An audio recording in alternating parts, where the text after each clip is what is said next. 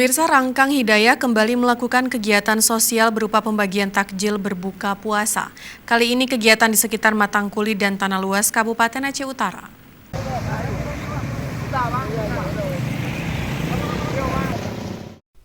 Para pengguna jalan yang melintas di sekitar Matangkuli dan Tanah Luas mendapatkan takjil gratis dari perkumpulan Rangkang Hidayah. Kegiatan sosial ini merupakan kegiatan kedua dilakukan oleh Rangkang Hidayah setelah 2 hari lalu juga dilakukan pembagian takjil. Namun uniknya untuk kali ini takjil yang dibagikan berupa kue apam makanan khas Aceh.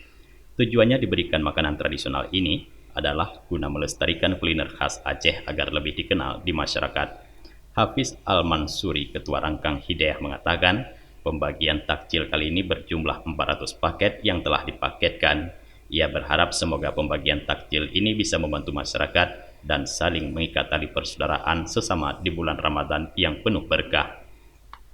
Semoga dengan berkah bantuan ini bisa menjadi manfaat dan bisa memudahkan rezeki kepada PT Putra Rangkang Hidayah, dan Allah jauhkan segala berbahaya, dan sudah Allah sampaikan segala cita-cita kita. Sekian dari kami.